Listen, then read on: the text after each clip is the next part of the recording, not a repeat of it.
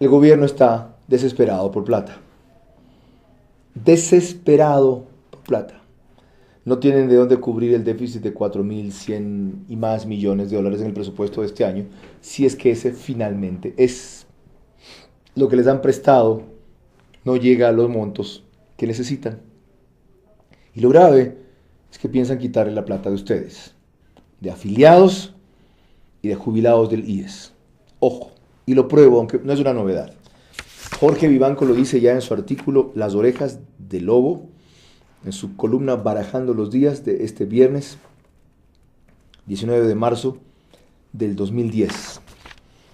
Y lo prueba sobre la base de una documentación que también tengo, originada en una denuncia que felizmente hizo un dirigente sindical, el presidente de la CEDOC-CLAT, Fernando Ibarra Serrano, de la Central Ecuatoriana de Organizaciones Clasistas. ¿Qué es lo que prueba esta documentación? Que en ese afán de disponer de plata, quieren tomarse la Comisión Técnica de Inversiones del IES, que decide sobre las inversiones del IES, para llevar ese dinero a donde les interesa a ellos, a pretexto de que todavía no está creado o formalizado o funcionando el banco del IES y de que hay una transición entre una y otra fase que ameritaría la creación de una nueva Comisión Técnica de Inversiones que maneje esa transición.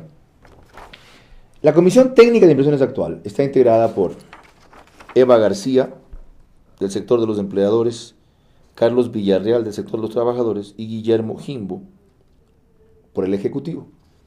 Hay 2 de 3 que no pueden controlar. Esto les molesta. Eva García, de paso, fue candidata a la vicepresidencia de la República porque se lo han olvidado con Rodrigo Borja en el 2006.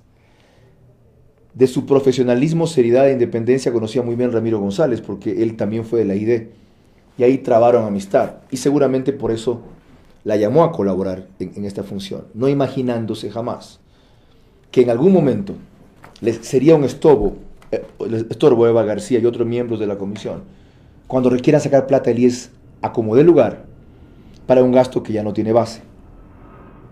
Y Eva García y Carlos Villarreal, no sé la posición de Jimbo, se han mantenido en una actitud técnica independiente idónea aquí. ¿Cómo es la nueva Comisión Técnica de Inversiones que quieren integrar? Y van a ver por qué me río. La conformarían el director del IES, que es un representante del Ejecutivo, el director de inversiones del IES, otro representante del Ejecutivo, el director de riesgos del IES, algún funcionario del IES, y el procurador, que es también un representante del Ejecutivo en ese instituto. Se da el caso de que el director de riesgos vaya primero a opinar sobre una inversión y luego a decidir, cuando esté en la comisión técnica, respecto a esa inversión. O sea, esto es una barbaridad por donde quiera que se la mire, pero que están dispuestos a hacer con tal de cumplir la pretensión de sacarle plata al IES para llenar la plata o el dinero o los fondos que le faltan. Deja constancia Fernando Ibarra en su reclamo de marzo 9 del 2010 a Ramiro González de esto en 4 puntos, diciendo primero que este proyecto de resolución que contiene el reglamento interno de funcionamiento de la Comisión Técnica de Inversiones hasta obtener el permiso de funcionamiento del Banco del IES y la aprobación de los mecanismos del proceso de transición hasta el inicio de las operaciones del IES, elaborado por la Dirección de Inversiones, con visto bueno sobre su procedencia legal por parte del Procurador General del IES, y remitido para conocimiento y decisión del Consejo Directivo del IES por el Director General, o sea, por Ramiro González, ya es ilegal. Primero, porque de manera ficticia busca llenar un vacío legal que no hay entre la actual Comisión Técnica de Inversiones y cuando se cree el IES, vacío que de haber habido debía haber sido previsto por el legislador en la ley que creaba el BIES. 2, dejen claro que de haber existido ese vacío, no pudo ser llenado vía reglamentación interna del IES, sino que tuvo que proponerse a través de algún asambleísta una reforma regal en la asamblea. 3, dejen claro este conflicto de intereses que mencionaba, que gente que da informes sobre la viabilidad o no de ciertas inversiones, no puede ser la que luego decida sobre esas mismas inversiones. Terminan siendo juez y parte. Hay un conflicto de intereses, una falta de ética, como se la quiera pensar.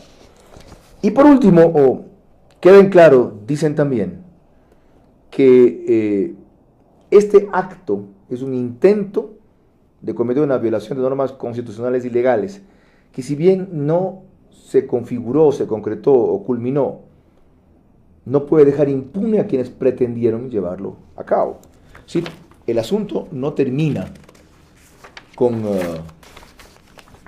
abortar este intento de saquear el IES, sino que se exige allí una sanción para los que han pretendido el aborto. Y acá están el resto de oficios que sustentan lo que digo. El economista Fernando Guijarro Cabeza se dirige a Ramiro González, presidente del Consejo Directivo del IES, diciendo que remite el proyecto de resolución que contiene el reglamento interno para el funcionamiento de la Comisión Técnica de Inversiones hasta obtener el permiso de funcionamiento del Banco del IES, etc. Está una carta del Procurador General del IES, Juan Ortiz, diciendo que procede por intermedio de su autoridad se eleve conocimiento de resolución del máximo órgano del Instituto Ecuatoriano de Seguridad Social esta propuesta.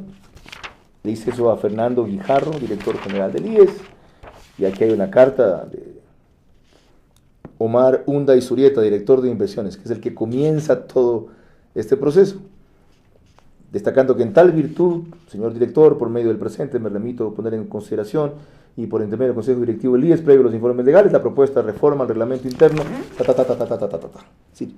Aquí están las pruebas de que intentaron eliminar la Comisión Técnica de Inversiones actual, crear una de transición ilegalmente e innecesaria y componerla con una preeminencia del Ejecutivo y de gente que tiene conflicto de interés para sacarle 500 millones de dólares, 1.500 millones de dólares, lo que sea que el IES estuviese disponible para inversiones. Y además, por supuesto, está la propuesta larga esta, ¿no? del reglamento. El Instituto Ecuatoriano de Seguridad Social, considerando que XYZ, expedir reforma al reglamento interno para funcionamiento XYZ. Pero ni siquiera esto es lo de fondo. Lo de fondo es que se les acabó la plata. ¿Por qué? Porque diseñaron un estado para petróleo de $65, de $70. Es decir, en función de una contingencia hicieron una planificación. Y el petróleo no ha tenido esos niveles de precio y nadie puede asegurar que lo siga teniendo. Segunda razón, porque la plata la destinaron a inversiones no productivas. Tercera razón, porque además de haberla destinado a inversiones no productivas, en la mayoría de los casos fueron inversiones corruptas, en donde lo que se pudo haber hecho que retribuye en producción, no generó producción porque hubo corrupción. El otro día mencionaba, si es verdad que han canalizado créditos al sector productivo en los últimos años, en el último año por $2.000 millones, la reactivación debería verse por alguna parte. O resulta que en ciertas provincias hay carreteras de concreto, pero no hay camiones que se movilicen allí con producción. Cuarto, porque han generado una desconfianza total a los inversionistas nacionales y extranjeros, con un manejo ideologizado de su política económica, tratando a patadas a empresas como la de Brecht, cuando fallaron en un proyecto, en vez de enjuiciarlas legalmente y exigirles que se queden para resolver el problema de San Francisco y no permitirles que se vayan sin que finalmente haya ocurrido ningún tipo de sanción contra esa empresa.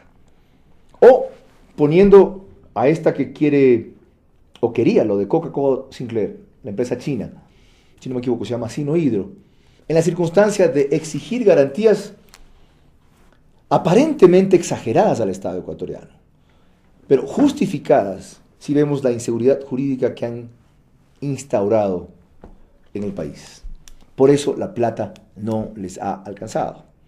Y por eso unos les cierran la llave como la FLAR, otros se la abren a la mitad como el BID, cuando el Fondo Monetario Internacional les entregó 480 o 420 millones de dólares que hizo con todos sus miembros, con cargo a un ajuste económico internacional. Lo que hicieron fue meter en el presupuesto esa plata y licuarlo, en vez de ese fondo destinarlo para alguna actividad productiva o que fuera multiplicadora de generación económica.